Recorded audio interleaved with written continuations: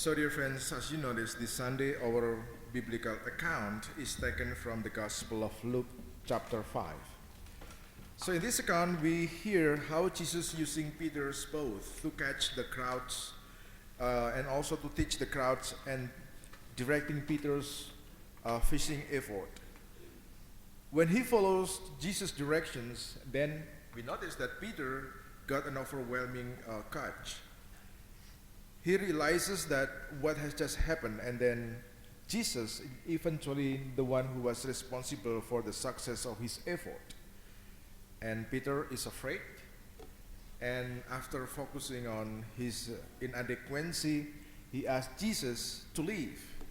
But instead of leaving Peter, Jesus said to Peter to follow him. And it seems very easy for Jesus to tell him and to follow him, especially for Peter. So we know that Peter becomes the first disciples in the moment when Jesus encountered him, and Jesus told him, "From now on, you will be catching men." It's very promising, and it is very difficult if we can understand the message of Jesus, because from a fisherman and became a fisher of men. Well, and really, it is really difficult for Peter. How the same thing also when we can thinking about our professions. If you are a teacher and then suddenly you become a pilot, from now on you will be a pilot. How come? So a big question here. So this is not the first time for Jesus has met Peter in the Gospel of Luke account, by the way, because prior to extend his invitation to Peter, in fact, Jesus had already been to Peter's home and healed his mother-in-law. So what we heard today, it was not the first time for Jesus met Peter. That means he already met Peter and also the family of Peter there. But for sure, we don't have this account in the gospel. So at this point, Jesus actually had established friendship or personal connection with Peter. And it is within the context of an existing friendship, Jesus extended the invitation to deeper discipleship. Therefore, to this gospel, actually, if we would like to pay attention to the gospel today, it is very deep for us to understand from changing one profession to the other professions. And leaving everything for Peter is not really easy also. So it was one thing for Peter to let Jesus use his boat to teach the crowds. But it is also another thing for Peter to let Jesus direct his professional life and efforts as a fisherman. Now you can imagine how this, the son of carpenter, he knows how to make a wood, to carve the wood, and suddenly tell Peter, a fisherman who spent the whole life in the Sea of Galilee catching fish, and tell him, you just throw your nets over there. Very surprising. Just like what I told you, if you are a teacher, for instance, you will tell a pilot to navigate the airplane. That would be difficult to be understood there. So Jesus is slowly asking for more and more of Peter's life. For Peter to follow the Lord's direction more and more obediently, it was not easy either. So we began as a lowly risk temporary borrowing of Peter's resources, that is the using his boat, slowly move into directing his professional efforts, and finally became a lifelong commitment of discipleship. So as you notice, there is a process here. A process how Peter followed Jesus after the encounter with him. And it was not the first time that he encountered Jesus in the Sea of Galilee. So this is how Jesus works with us as well. We might not realize it, but that's the way the Lord works with us. The Lord prepares us for greater commitments of faith by starting with lesser commitment. Sometimes we experience this deepening relationship of trust and commitment by getting involved in a low-risk ministry and then slowly increasing our involvement with until we want nothing other than God's complete direction throughout our whole life.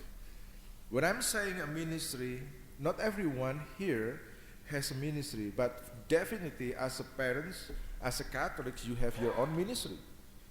The simple example is being a parent. So you have a responsibility how to conserve the family life, transform your faith to your children, and that's one of your ministry. So now, the individual steps of discipleship do not require us to live beyond our capability. But the steps of discipleship oftentimes invite us to move beyond our comfort zone.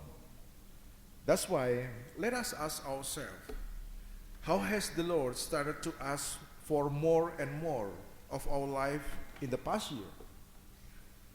When have you experienced a moment when the Lord has sought to direct your professional life? It is very important to ask ourselves, because eventually what we have based on what God has given to us. So today also, Peter had been fishing all night using his own talents and expertise, but he caught nothing. Just imagine how Peter must have felt at the end of his fishing expedition, knowing that he would return home with nothing to show for his effort. So think of how his family depend upon his daily success for their livelihood and well-being. So those empty nets were more than just a personal disappointment for Peter, by the way. Those empty nets placed in his life and the lives of his family in distress. And certainly, Peter was disappointed, desperate, and searching for something to redeem his situations. So here, it is obvious that Peter encountered difficulty not only with Jesus, but also with his own life. We can imagine also how Peter just left behind everything, just followed Jesus without any questions. That would be not really easy for him to make a decision. So it is only when he followed God's will that his nets are finally filled. The image of the emptiness or empty nets is something we all can relate to.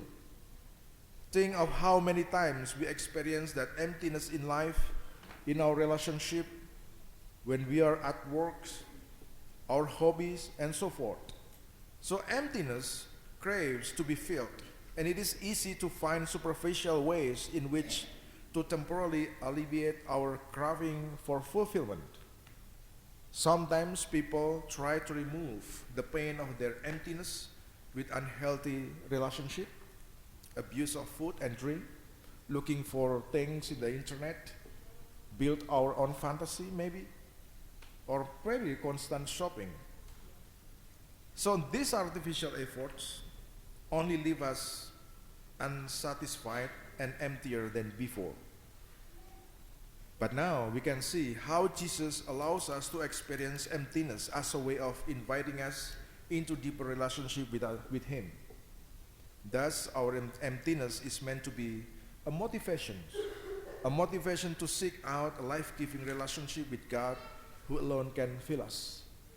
It is true, dear friends, sometimes when we feel empty, when we have emptiness, then we have a tendency also to find something to satisfy our emptiness. But we are not